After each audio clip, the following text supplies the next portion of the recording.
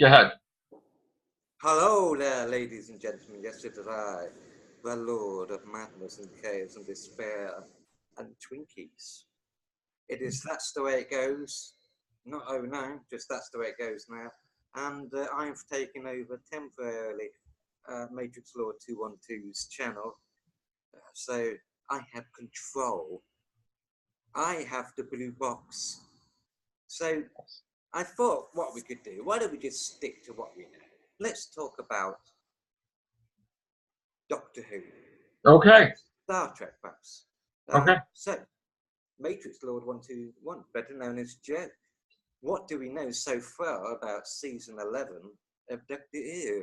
Well, basically, they finished filming in Cape Town, so Africa. So now I don't know where they're filming next. There's not too much. There was rumors that there might be Zygons. We really don't know. We've seen clips, well, pictures of her in Peter Capaldi's outfit in a junkyard with Bradley Walsh. We don't know what she's doing. There was bags. We only saw her in the street corner. So it's been very tight on security when it comes to pictures of the set. So we don't know anything really. Well, it's But there's going to be a two-parter supposedly. In Cape Town, yeah. Cape Town in Africana land. Yeah.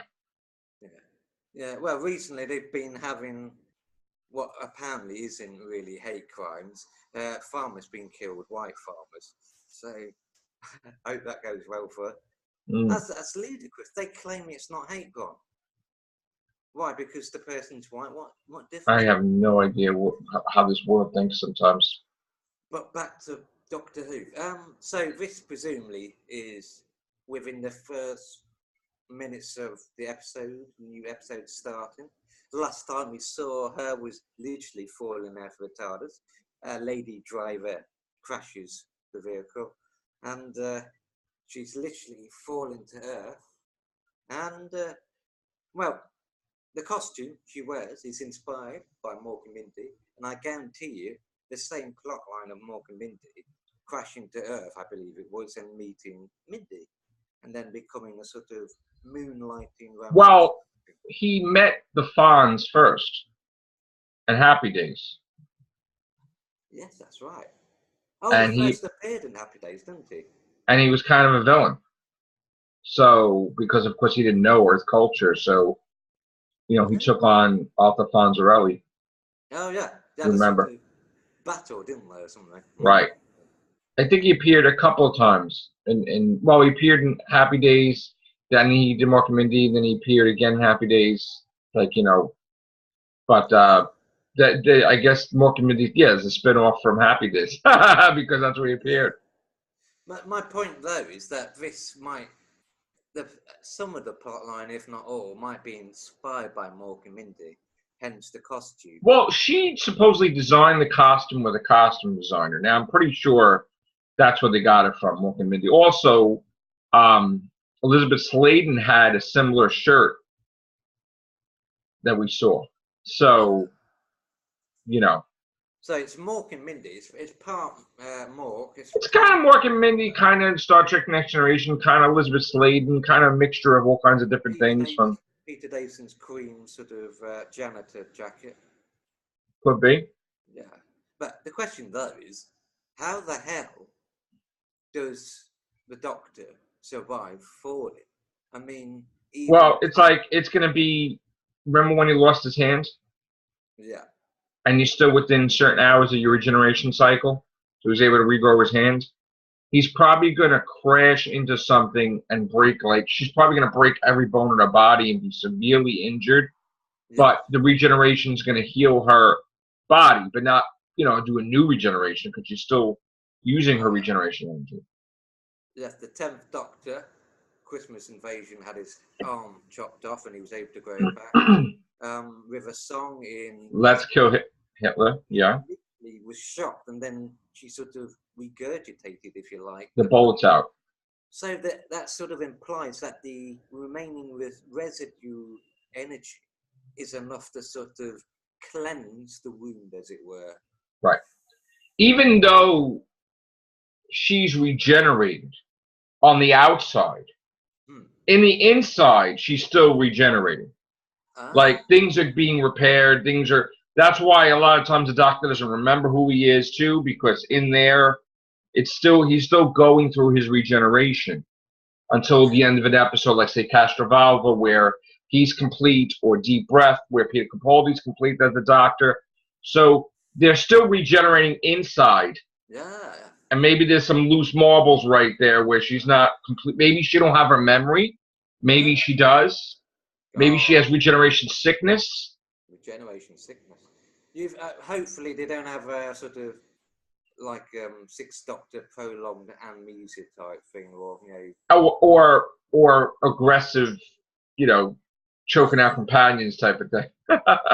Yeah, I'm surprised that we haven't got feminists complaining about the Sixth Doctor strangling Perry, because that would be seen as quite controversial now. Well, that back in the 80s, that was, Yeah. Weird times, right? Yeah. So I like that. Oddly enough, there's a line in The Twin Dilemma where the Doctor describes regeneration, where this plate's renewed. Yeah. So essentially, the body. Maybe that's why they have sort of confusion at first. It's the body's sort of going round and round, trying to sort of stabilize itself, like a sort of, imagine a jigsaw puzzle that's constantly going round and round. And well, it's like waking up. I mean, when you wake up in the morning, you feel like a new you, right? I mean, most of the time, unless you're sick, I guess. But even if you're sick, you feel different. So sometimes it could be something that you saw before you went to bed. You wake up, you're all motivated maybe by the sunlight. You may be motivated like, oh my God, I want to do things differently today. It's almost as if it's a new model you with the memories of the old that want to do things, a different take on things each day. Sleep is basically a form of regeneration more. Yeah. I mean, it's not, obviously, it's not like being shot or having your arm cut off. I mean, some people go to the extreme and say, oh, every time you go to sleep, you die. And it's like, a thing. Like that I've heard that before. But, the thing is, like, when you wake up, it's always a new opportunity, a new day, a new chance to say what you have to say. Like, basically. It is sort of like dying. I mean, you close your eyes, you go into a different state of consciousness. Right. And, you wake up. The whole point of sleep is you go into a different level of subconscious. It's almost like meditation in a sense. And then you're sort of in the whole point is you go to sleep, you see images. It's your brain trying to problem solve and whatnot. And it's also a way to sort of recharge yourself mentally as well as physically. Mm-hmm. So, What did you think of my video yesterday? Oh, New York. Ladies and gentlemen, if you haven't seen us, check Matrix Law 212 channel. Have you noticed how I can do it so spontaneously that I'm doing like this really quickly, and I can do it without even thinking? Basically, check his channel out. There's a beautiful, wonderful. Thank you so much, Joe. Okay. That was wonderful. He walked around the very hub of epicenter of New York City. Home of history, home of the mafia, home of showbiz, home of all sorts of wonderful things. Home of migrants for the last 200 plus years. And he's walking around, just simply a little sort of brief beginner's tour, and giving me a very good pep talk about, think like New York, think like the American dream. Now, he didn't say the American dream part, but essentially that's what New York is. It's a place where dreams are made, dreams are sometimes crushed. And if you don't know who I am, I've been struggling in and out with, drug addiction, but it's also, I think, drugs make you selfish, so you're struggling with your own conflict.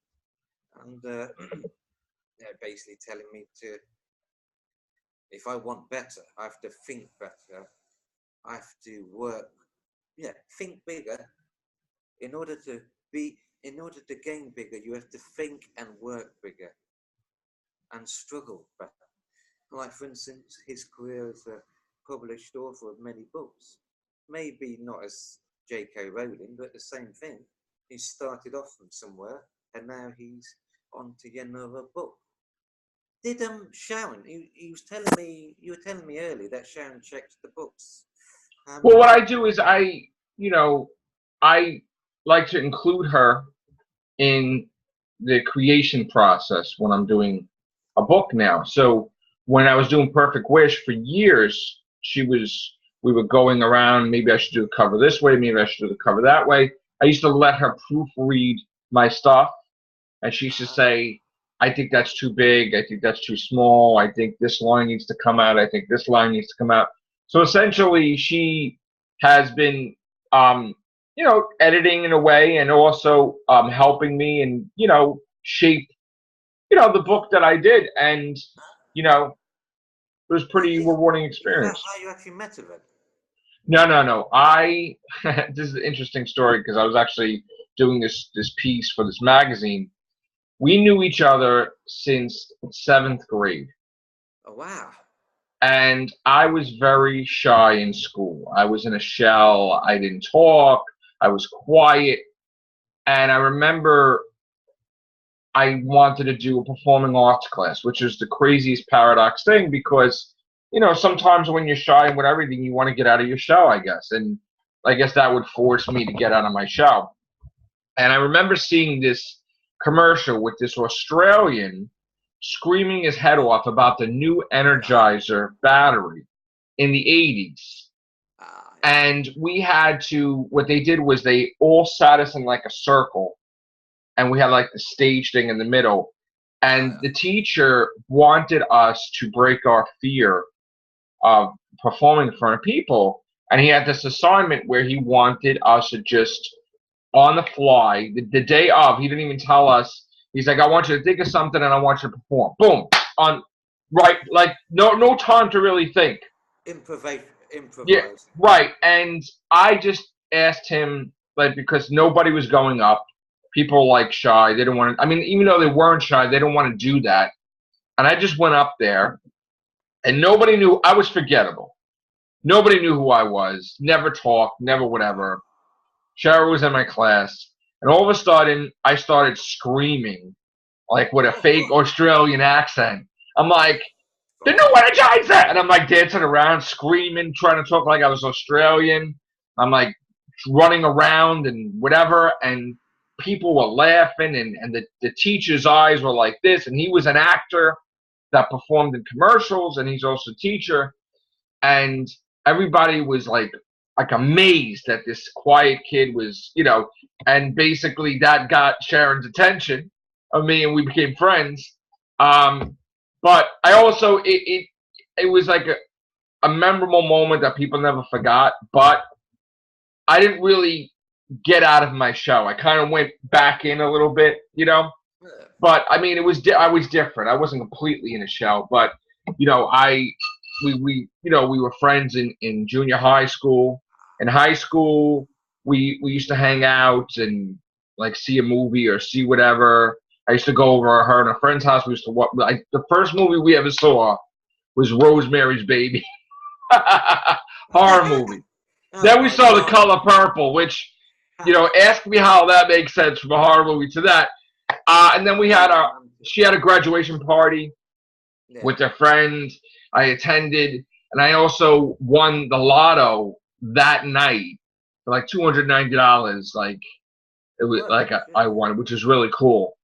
And then we stayed friends as time went on. Like when she was in college and different things, and I was working, we used to go to movies and stuff like that. But we never, like, my parents loved her. My parents wanted me to be with her and stuff like that. My dad approved. My mom approved. My sister loved her. But we were just friends, and I had feelings for someone else. So I started, wanted to go with this one, and she was going with this one. And we were sort of like in Spider-Man movie, like they said, I've been standing in your doorway. I've always been standing in your doorway. Like, we've been in each other's doorway, but we've been doing our own thing. So I went off here in this tangent. She went off there. And she went through a lot of different things growing up. And then it was every year we remained in, like, we always talked throughout the year, here and there, sporadically. But every year around October, I always donated to her for making strides for breast cancer every year, religiously. And there was this one year that I was going to meet her in Dunkin' Donuts, and I was coming off doing a truck, and I was district manager in the pet industry. And I, went to give her a donation, and I said to her, "You want to go out to dinner?" And we went out to dinner, and it was really cool and amazing. We went to Gennaro's restaurant, and then we were going to go to the beach. We went to the beach, but then the funny thing is, I never really chewed gum, but like certain tastes kind of get me like sick. So I had this peppermint thing that got me really ill. It was like the weirdest thing. And on the Broadwalk, we weren't really able to go out on the Broadwalk and do anything. So when we got back, I took her home. She's like, we should have went on the Broadwalk, really, whatever. And she kissed me goodnight, And when I was getting in my car, I'm like, you know what? Like, let's do something tomorrow. Like, she had to walk. And then after the walk, we went to the Broadwalk. And it was like, we had an amazing, amazing time. And all throughout the night and things, we were doing different things. And it was beautiful, the weather. And it was just nice. And it was cold, a little cool, but we didn't notice the cold. And I asked her to be my girlfriend. And it was just like, we just were going out. And then not even a week later, the Hurricane Sandy hit, which was the craziest thing ever. So we went through a lot. Perfect timing for the romantic moment, but afterwards it was disaster. Yeah, and then we went through a lot in our relationship when we first started, but we've been together ever since, and it's amazing.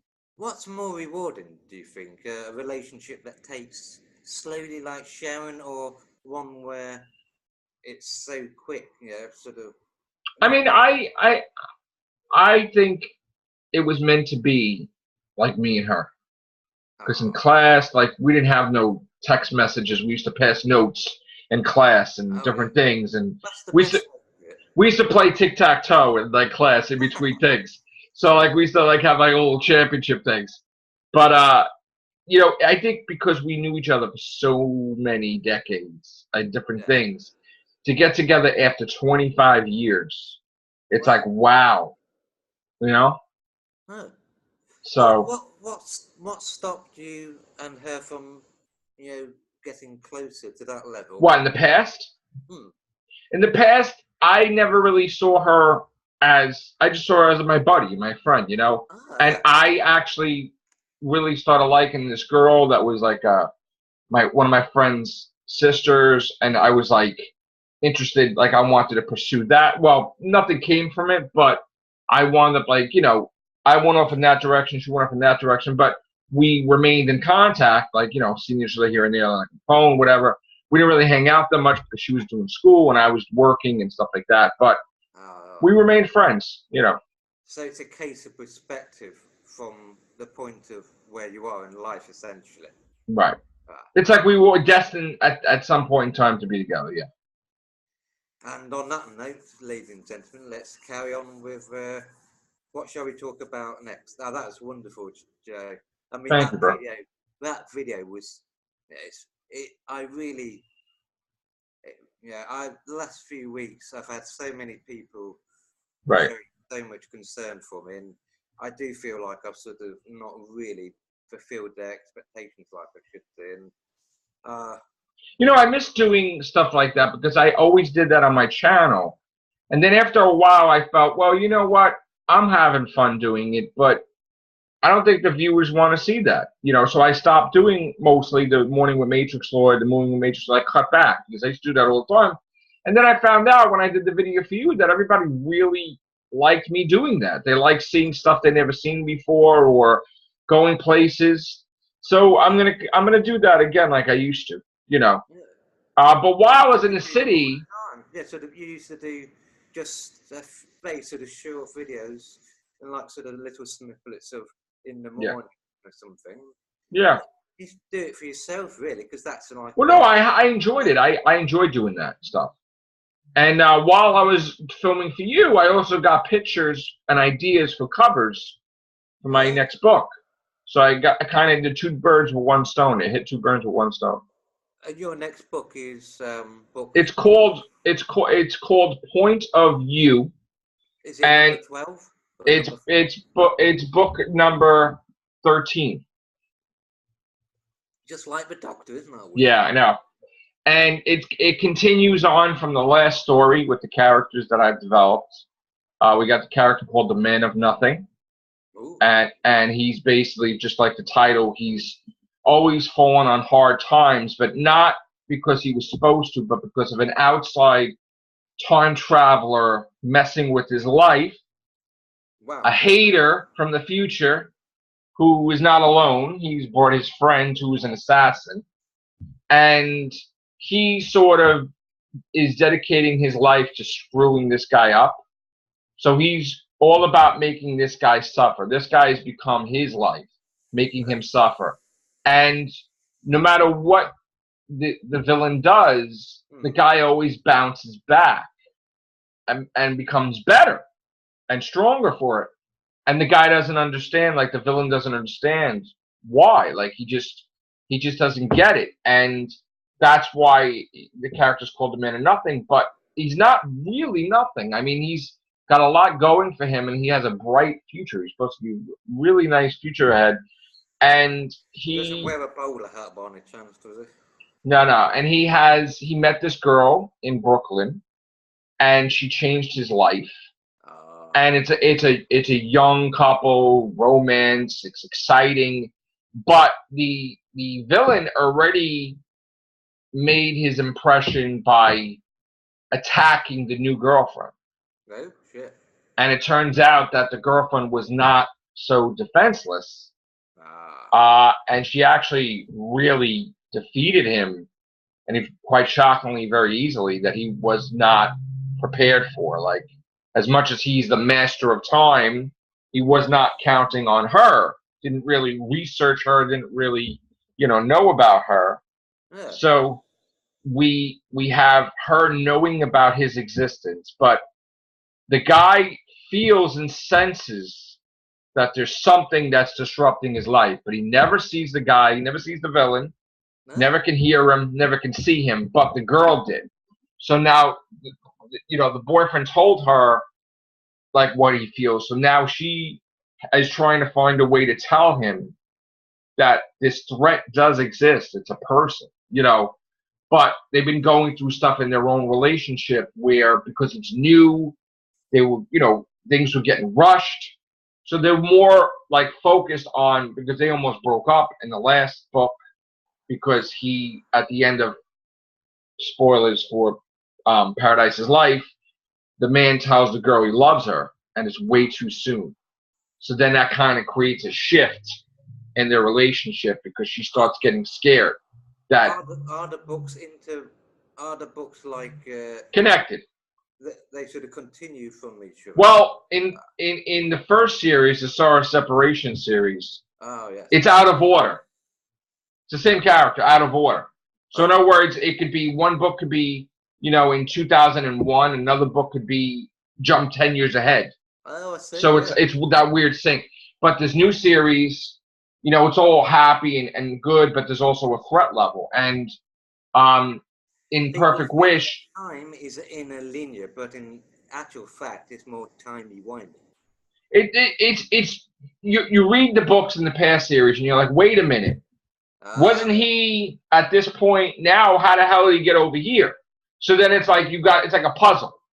So you got to like get all the books together, and after you read all the books, when they keep coming out, it formulates a nice picture of what's supposed to happen. Are you a fan of Stephen King at all? I like Stephen King. There was a movie I remember seeing. There was a few movies where they were made out of order, and I thought that was really like stylish. I thought that was really artistic, and I wanted to do something like that. So the original series is like that. This series is more in order, like connected, because not everybody likes that stuff. But the couple, like Perfect Wish, was basically, what is everybody's idea of a perfect wish? Yeah. Right now, the couple on the outs. Does he wish to be with her? What does she wish? What does the villains want? Yeah. What's their wish?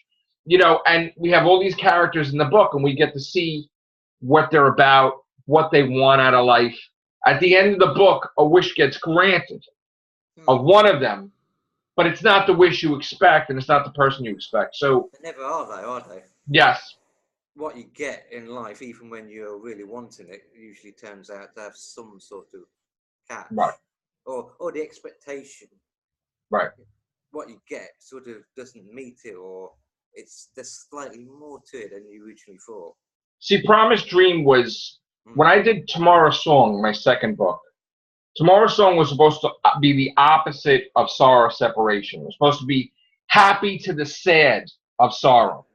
So, and it was also 10 years later. So I always wanted to do more with Tomorrow's Song. And when I did the cover, I look back and I'm like, why didn't I do a brighter cover? Why didn't I do this? Why didn't I do that? So I decided to make a series spin-off of Tomorrow's Song with the characters, because she appeared in 2010. On the covers, actually, you can actually put them together.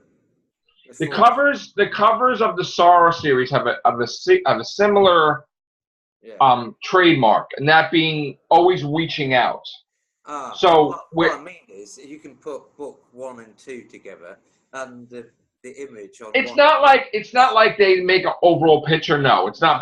But when I started doing the covers, after a while, I did a 2-part cover, where the back cover and the front cover make a nice, poster or nice thing across. Yeah.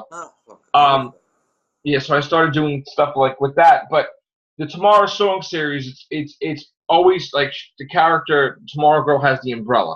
The reason why I call her the Tomorrow Girl is because he went through hell in his life. Wow. And she's his tomorrow. She's the one that's for him. That's like his future, or so he believes, or she believes, whatever. So, like, she's always having this umbrella whatever the weather is. And it turns out, you find out that umbrella was a gift. It was special properties, special things about it. At some point in time, someone knew she was going to need it against this threat, possibly, that really, she's out, of her element with. I mean, this guy is from the future, this villain, but he totally gets overwhelmed by her. So she was given a gift because she did some amazing, heartwarming thing, like a really self-sacrificing thing. And this guy gave her this gift, and it turns out it's a special. You'll see, she's going to have her own book, and I'm going to explain things. But I don't know how you do it. Yeah. Speaking of books, have you read? I'm guessing you've got quite a few Stephen King novels. I have. I've seen a lot of the movies. I actually don't have a lot of Stephen King books, but I know about the movies and different things. My friends have. What was your opinion of the recent Dark Tower, which was one of my brother's favorites? I didn't see it. I heard a lot of bad things about it. Yeah. Oh dear. It's like they changed the character from. I like the books better when I read, the things, because a lot of time, like when give an example. Yeah. I read the Da Vinci Code, and that was a really good book. And then when they went to do the movie, it was like chopped to pieces, and they left so much stuff out. And I'm like, They always do that in novels, don't they? Yeah. They can't put everything in there. So I mean, Lord of the Rings does that. The problem with Lord of the Rings, well, not Lord of the Rings, but The Hobbit more. Yeah. The problem with The Hobbit was that instead of chucking stuff out, they've actually padded it, just like the old 6 parties from John. Right. Yeah. I mean, the movie was good, but it wasn't as good as the book. The book was amazing, and I have to get his new book too. Always but have an advantage over novels. I mean, sometimes it's the reverse. Believe it or not, it's weird. I mean, it's not. 9 times out of 10, the book is better. Yeah. I think the complaints about the Dark Tower, that Idris Elba or whatever his name is. I think they just tried to go PG-13, and they kind of limited them from being what they need to do. the actual gunslinger in the novels is supposed to be, he's actually based precisely on Clint Eastwood. So they changed him to, Idris Elba is a brilliant actor, but they changed him to a black person for some reason. And this gunslinger is supposed to have, he's supposed to be basically a villain, and he's got all these other characters who don't appear. The Dark Tower hardly appears, and the Man in Black is given this importance as the main villain, you know, the arch nemesis, when in reality he's more of a background character in the books. Mm. Have you seen it? Oh my God, the book, I mean, the movie was phenomenal, the new one. Really? It wasn't shit, man. No, it was one of my favorites, the new one, yeah. Because there was a You got to see it. You have to see it. There's a lot of worry that Pennywise was, you know, because he's played by a young actor. No, it was perfect. Really? I love the original too, but this was way better. If you had to recommend it, how would you recommend it without spoilers? It's well, right now, it is the #1 movie of all time, horror-wise, money-wise, that it made. Really? Period. Money? Period. And it is shocking, and they go the distance. They go places you didn't expect. Sometimes you have a horror movie and they're afraid to do certain things. So you're like, oh, it's predictable. No, this is good. I highly recommend it. Definitely. There is a part where the boys in the novel, there's a part where they have sex with the young girl one by one. Well, no, I mean, I just see the movie. The movie's good, really good. The movie is actually great. It's perfect. It's really awesome. I mean, you really enjoy it. It does seem to be a rather good. I'm all of us remember. You have to see it. It's a must see. Yeah. All of us remember, Joe, the 1980s, early 90s TV movie, which was exceptional. Yes. And, how would you say style? How would you say the two compare? I loved when Stephen King had like those miniseries things, like Stand and all that. Remember that? Oh yeah. I used to love it spaced out. Those things that went around eating stuff. The one with Dean Stockwell in the airplane. Oh, yeah, I forgot what that was called, but yeah. I like the miniseries when they put them on TV because it's more than an hour or two. It's like really long, and there's a lot more opportunity to be character-driven stuff. Yeah. You know. We did The Shining as a TV miniseries as well. Well, I mean, I like the original movie. I didn't like the miniseries. They reboots. Yeah. I mean, here's the thing. I have a problem a lot of times when they reboot stuff. I know they have to, but The Shining is something I felt they should have left alone. You don't really touch it, but they did. So we're gonna get a sequel now to the original Shining. Oh, really? In the movies, yeah. Not Jack Nicholson. And it's based off of the book. There's a sequel to The Shining in the book form. Doctor Sleep, it's called. Pardon? A sequel to The Shining? Was that a separate book? Yeah, Doctor Sleep, it's called. Oh, that. Oh, of course, yes. That wasn't that long ago, was it? Actually. Yeah, so they're gonna adapt that into a movie, which I hope. I mean, I'm pretty sure I'll like. I mean, again, it's a sequel to the actual Shining. You know, I know they tried to do a thing called Red Rum or something similar, like with the Shining thing. I mean, I didn't like those things, like those TV things. Is he having anything to do with the Shining sequel at all? Because he's suffering from dementia or something. I don't think so. No, it's mostly it's about his kid, the kid. You know, that's what it's about. But Stephen King, you know what's interesting about Stephen King? He got into stuff other than horror, like sci-fi. Oh, yeah. Like he did that time travel book that James Franco was the star in. I didn't get to see it yet. It was on Hulu. Yeah. 1963, I think it was. And then he did some other thing that was sci-fi. Stephen King has done so many different genres of that. Really, calling him a horror writer is totally inaccurate, really. Well, I mean, he is a horror writer, but he's getting into other things. I mean, sci-fi is pretty cool that he's doing that. So. The big problem with Stephen King movie adaptations is that he's really a sort of cerebral horror. You know, he uses images. He's not a gore fest, and that's what they always do with his books. They always make it into a sort of gore fest type thing. Yeah. I mean, the thing is, I think now some of his properties, he's getting the rights back, movie-wise.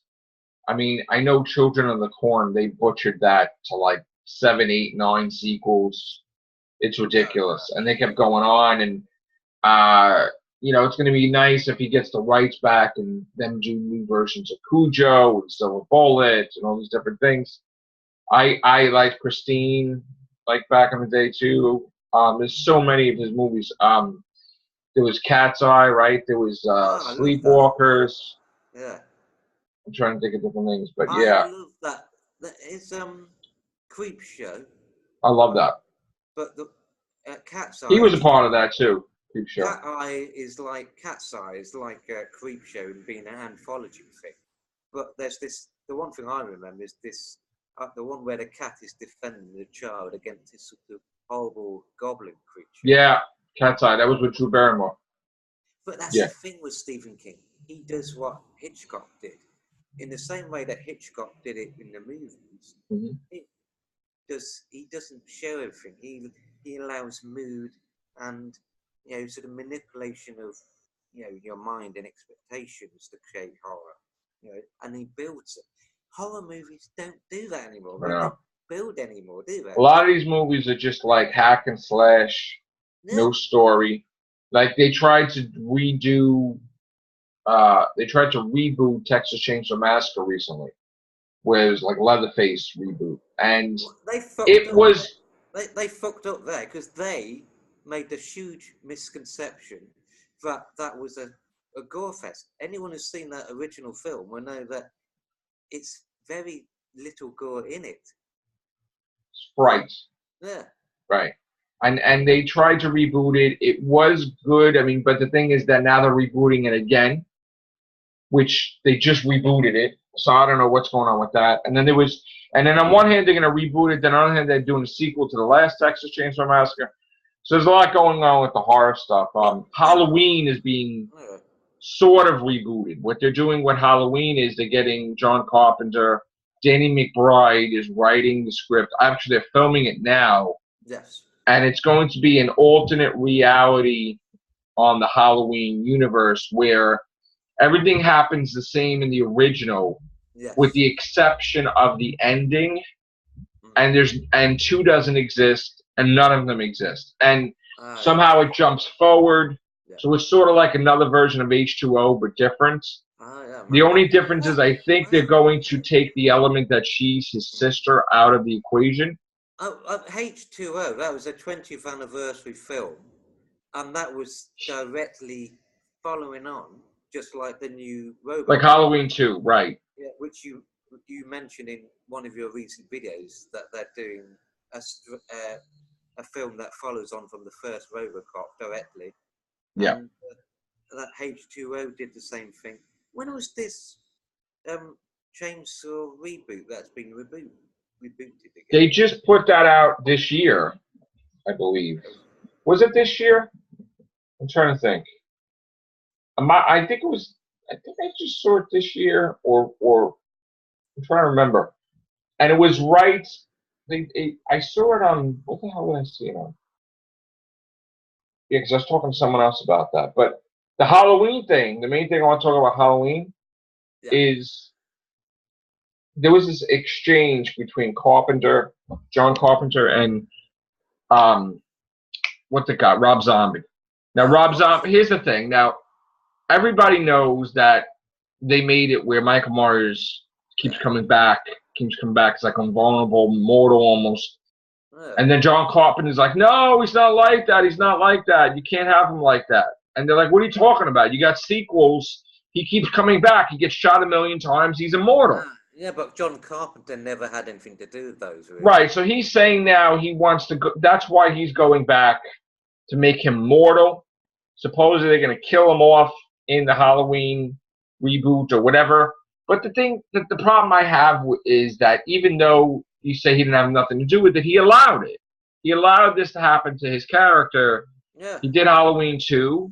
The guy was, shot how many? Seriously. He kind of made him that way, that he was immortal. He just doesn't want to admit it that he didn't make him immortal, because if you get shot 27 times and you're alive, you're immortal. It's like, come on. Like, so. Is he immortal? Did something happen to him? I mean, invulnerable, immortal. I mean, now you're saying he's not invulnerable. Okay, so then how are you going to have it where he's not invulnerable, but then they're shooting at him? Like, I mean, are they going to miss? Are they going to hit him and he's going to die right away? So I have problems with this movie because I loved Halloween 2 also. And I felt that if you're going to make a sequel, you make a direct Halloween 3 from 2. If you wanted to wipe all that other history. But wouldn't that sort of upset some of the fans? Yeah. And Donald Pleasant, wouldn't that sort of... See, the thing is that writers in this day and age, they're changing the whole history of the movies now on a whim. Superman Returns was meant to be right after Superman 2. Yeah. So according to them, Superman 3 and 4 never happened. There's this wonderful Family Guy thing where Superman comes back and uses X-ray vision on Lois and discovers she's pregnant, and then sort of scarpers because that was direct to it. See, the thing is, Superman Returns. Here's the thing: you have Superman 1, you have Superman 2. Superman 2, as a kid, that was like my favorite. You got to see the 3 villains. It was amazing. So where do you go from here? You always have to do something bigger, like in a sense. Or you could do something where the story's good enough where it didn't have to be bigger, but it's still a good movie. Instead, you go backwards and you bring back Lex Luthor, and you don't have a viable threat. You don't have villains. You don't have it. So it fell flat because people were expecting. Now you're saying that this is the sequel to Superman 2. Yeah. Now you're going backwards. And what is he doing now? It's like he's fighting when they had the action figures. Another thing too, you got to understand that movies tie in with action figures. Yeah. So Superman Returns action figures were clearance because who is Superman fighting? A thug? A human being? Like a normal person? It's boring. So it went to $1.99, and you gotta, if you're having a superhero movie, you gotta have villains and you gotta have action figures to show the villains, or else it's gonna be a flop. They actually nowadays, with some films, they can actually find little big spoilers about the characters from the actual film. That's a problem too. I mean, even I remember buying the soundtrack.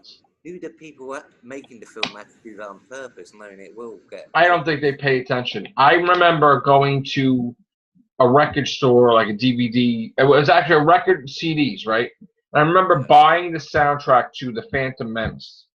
Star Wars Phantom Menace. I remember reading the name of the songs and then revealing that Qui-Gon Jinn died in the freaking soundtrack. Oh, shit. I remember flipping out because I'm like... It was like Death of Qui-Gon Jinn or something. Yes. And I was pissed. Right. Oops. Yeah, oops. And they did that with the 5 Doctors as well. They actually released the 5 Doctors, the actual novel, before it was shown in the UK. Oh. Wow. Yeah. So now these writers, they're basically erasing this movie, that movie, this. And RoboCop, the guy said, look, I wrote RoboCop 1. I had nothing to do with writing RoboCop 2. I didn't like it. I didn't like everything that happened after that. Now the movie company gave him say, and he's like, I'm erasing the whole timeline. RoboCop 1 happened, that's it. And I'm going to make a sequel from then. Maybe it's 30 years later. This is what RoboCop's doing now. 2 questions for you, Joe. Since will Peter Weller be playing RoboCop? I hope so. Because you know what, he's in the thing. So you could do a lot of things. You could have a stunt guy in there. Anybody could look like RoboCop. And just you have his voice, Peter Weller, it'll be perfect. Did you think much, what was your opinion of the remake from a few years ago? It was good. It was better than I thought it was going to be, but it wasn't the original. The original was amazing, amazing. No, it's of The its amount time. of blood and gore, like when they're killing them, it got to be really testing the envelope of rated R. It almost went to like Yeah, NC-17 something just by that alone.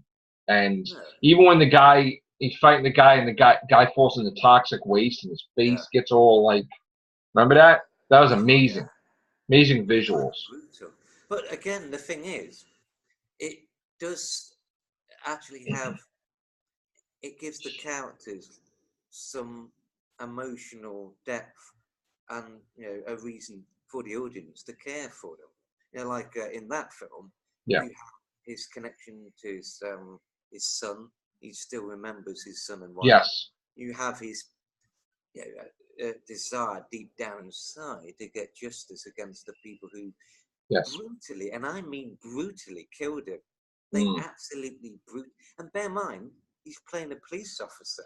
So even now, that scene of them literally torturing him to death, is quite controversial in some Yeah, respects. it was a really good movie, the original. And the second one wasn't bad. It just wasn't great, and that's the problem. It's like, if you're going to reboot something, it's got to be great. You can't make it like, eh. So, yeah, they're doing that RoboCop. Also, James Cameron got the rights back to Terminator. So he's going to make a He sequel got to. the rights back. How did he lose them? He gave them away. He got rid of like it was a whole thing, but then he wanted them back. Finally got them back. Terminator the new movie is going to be a direct sequel to 2. So in other words, Terminator 3 never happened, Terminator Salvation never happened, Oh Terminator dear. Genesis never happened, wiping it away, which is a good idea. And And what's right? I know, but Terminator 3, that's important, surely. That shows what happened up to you the know what end. it is? That I shows what happened. hated That I shows hated it. that the whole point of that is that it shows the lead up to when Skynet did finally. Not the way it should be, because the thing is that the way they portrayed John Connor, he was like a drug addict. He was a loser. He was in a dog cage. The girl, it was like the movie was ridiculous. And then they started going more. I did not like 3, and I would love that it's getting wiped from history. I Horrible. think the problem is though, after Judgment Day, they kept recasting John Connor, didn't they? Really? And Yeah, then and then they did. I mean, Genesis was yeah, supposed to be the big movie, but the idiots revealed everything in the trailer, and they ruined it. And then they went too far, because you can't keep having them get so sophisticated that it's impossible to kill the Terminator. Like, you just yeah. can't kill. So I think that's the problem too, that they're upgrading them too fast. No, Where no. you can't come up with a brilliant solution to defeat them. What did you think of Terminator? Oh, we might as well just have your opinion on the other two. What do you think of Terminator 4 with Christian Bale? I'm going to shout at the person on this production set. I wasn't crazy about it. Stop getting in front of my lines. Yeah, I wasn't big on that. That was kind of weird to me. It wasn't like a regular Terminator movie. I And know. Genesis, what was Terminator? Well, the Genesis thing I thought could have been good if they didn't make it that John Connor became evil. Ah, That makes no sense. It ruins the whole. You have to have hope, and if you take away the hope, yeah, where the future is done, yeah, because he became a Terminator himself, yeah. then it's a disaster. It's ended. It's over. So now you're doing weird stuff where, I mean, this is just a big mess now, because now you're talking about paradoxes and Ah. multiple universes, and I don't know. It's like it doesn't make any sense how some of For this stuff is going on. for a non-Terminator, non-science fiction fan, that normal everyday cinema go, that would just be too much, See, wouldn't the it? whole thing is, I think they don't even. Here's the thing: they show say Arnold Schwarzenegger hanging from the rack, right? Yeah, And they show a whole bunch of them, right? Hanging from, meaning what they're doing is they're going to the time machine, and they're like, okay, you're going to 1980, you're going to 84, one after the other. They're supposed to be dropping Terminators in the past, ah, not just one. So now, it's a time war, isn't it? They're trying, you know, in case they fail, just pop them in. It's basically taking advantage of, it's taking the original plot line and taking it to its natural conclusion. That's a brilliant idea. They're literally undoing each other. But what the problem is though, when they erase the past, that Terminator is supposed to arrive in that altered timeline. Yeah, that makes sense. But now it's creating like beyond paradoxes because, you know, it's a mess right now. It's a mess. It's interesting you mentioned that, you know, it makes no sense that John Connor's made a villain, because that essentially, you'd think the people at Last Jedi would have learned from that, wouldn't you? Right. And see, the thing is, John Connor's a villain, but yet the Terminator that left after that, like the thing erased, changed her past. So that future is not connected to her past now, because now she has been raised by a Terminator. So it screws up the whole entire thing, and it's just a headache right now. Yeah. So I'm glad we're wiping that clean where it didn't happen. As for, here's my opinion. You're pointing out that John Carpenter and all the others are undoing films that we don't like. Yeah, they were quite happy to take the money. Yes, that's the point. That's my point. Executive producer, whatever.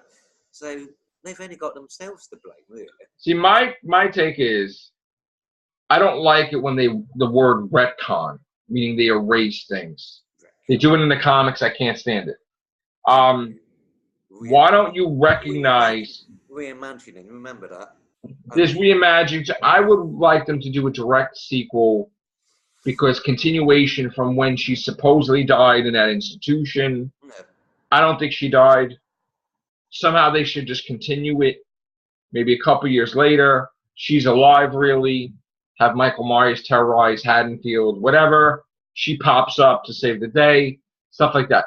When you start picking and choosing, well, I don't like this movie. Well, I don't like that movie. What? Now it's getting to be, you're undoing the blanket that you sewed. So now you don't even have a blanket anymore. You have a doily. I don't know what you have. So now you're not only are you erasing two on, but now you're starting to mess with the first one, where you're going to put something in there like that didn't happen the way we saw it. Like, remember how it ends Halloween 1 where he falls off the balcony, the thing breaks, he gets shot, you see him there, then when they come onto the street, he's gone. Yeah. They want to change that now. And where something happens where he's gone for 30 years. I don't know if they're gonna do something where they fight him in this mine shaft or I don't know. They're gonna change something and it's gonna screw it up. There seem to be two sort of ways that people look at Mike Myers. He's either a normal human being who is a lunatic, a mental nut who's very good at surviving, or he's like Freddy Krueger. He somehow becomes supernatural. Well, I thought the overlying message was that he had so much evil in him that he became that evil. He became that supernatural thing. And that's why I explained why he was getting shot 20 times and he lived. They could make him look like Donald Trump in the next film, man. Jesus. So that's my take on it. I don't like them change, like Alien. They did that too. They screwed up the Alien movie where they made it that. To any good franchise, them seem to be. And now the new Predator is supposed to be a comedy. I beg your pardon? The new Predator is supposedly supposed to be a comedy. I mean, it's got comedy people in it. It's got kids in the new Predator movie coming out. Kids. Yeah. Child actors in a Predator movie. He's going to be chopping them up and making a soup out of them. Makes no sense. Oh, they? Yeah. Pretty good cast.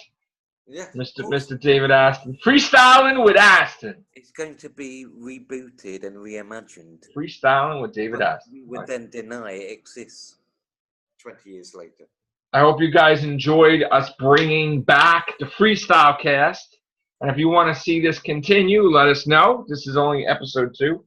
We had episode 1 in October, if you remember. So, yeah. There you go. What's going to be your catchphrase to close out the videos? That's the way it goes.